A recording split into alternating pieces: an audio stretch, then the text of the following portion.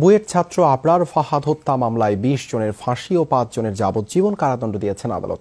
আসসালামু আলাইকুম রহমতুল্লাহ। দর্শক, বুয়েটের ছাত্র আবরার ফাহাদ হত্যার মামলার ২০ জনের ফাঁসি এবং ৫ জনের যাবজ্জীবন কারাদণ্ড দিয়েছে আদালত। রায়ে বলা হয়, ভবিষ্যতে এমন নৃশংস হত্যাকাণ্ড এড়াতেই দেওয়া হয়েছে সর্বোচ্চ শাস্তি। এ রায়ে সন্তুষ্ট পরিবারের সদস্য এবং রাষ্ট্রপক্ষ। বুয়েট ছাত্র আবরার ফাহাদ হত্যা মামলায় ২০ জনের ফাঁসি ও ৫ জনের যাবজ্জীবন কারাদণ্ড দিয়েছেন আদালত। রায়ে বলা হয়, ভবিষ্যতে এমন নৃশংস হত্যাকাণ্ড এড়াতেই দেওয়া হয়েছে সর্বোচ্চ শাস্তি।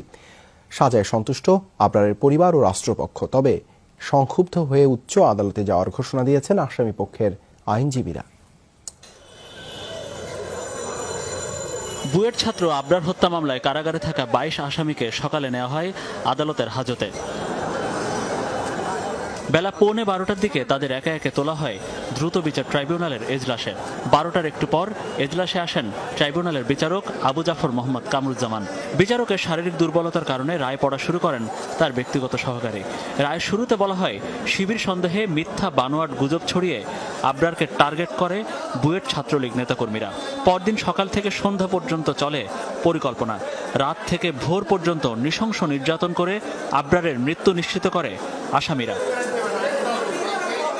ভারতের পাঞ্জাবের একই রকম দুটি হত্যা মামলার রায়ের উদাহরণ দিয়ে আবরার হত্যায় সকল আসামির সর্বোচ্চ শাস্তির সিদ্ধান্ত নেন আদালত।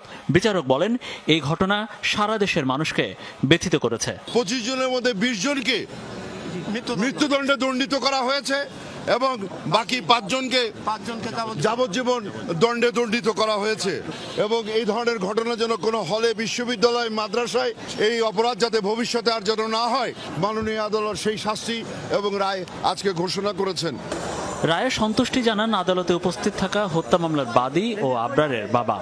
সরকার যেন অতি দ্রুত আমাদের এই রায়গুলি বাস্তবায়ন করে, এই জন্য দ্রুত শুনানি শুরু করে, সেইটা আমরা সরকারের কাছে আবেদন জানাচ্ছি।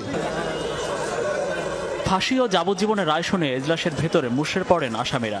রায়ের পর দেরি না করে প্রিজন ভ্যানে তাদের পাঠানো হয় কেরানীগঞ্জের ঢাকা কেন্দ্রীয় কারাগারে। কড়া পুলিশ পাহারায় তাদের গাড়িতে তোলার সময় কান্নায় ভেঙে পড়েন আসামিদের স্বজনরা। আদালতের রায়ে তারা ক্ষোভও জানান।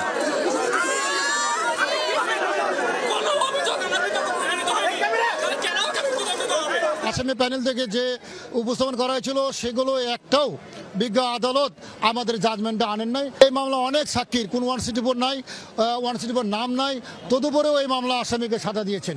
তো আমরা মনে করি যে এই জাজমেন্টটা সঠিক হয় নাই এবং আমরা এই আসামিদের পক্ষে উচ্চ আদালতে যাব। ২০১৯ সালে ৬ অক্টোবর রাতে বুয়েটের শেরেবাংলা হলের এক নেতার কক্ষে ডেকে নিয়ে রাতভর নির্যাতন করে হত্যা করা হয় আবরার ফাহাদকে। দ্রুততম সময়ে পুলিশ ২১ জনকে গ্রেফতার করে। ১ মাসের মধ্যেই আদালতে চার্জশিট দেয় গোয়েন্দা পুলিশ। ২০২০ সালের ১৫ সেপ্টেম্বর অভিযোগ গঠনের পর শুরু হয় বিচার। ২ বছর পর দেয়া হলো চাঞ্চল্যকর হত্যা মামলার রায়।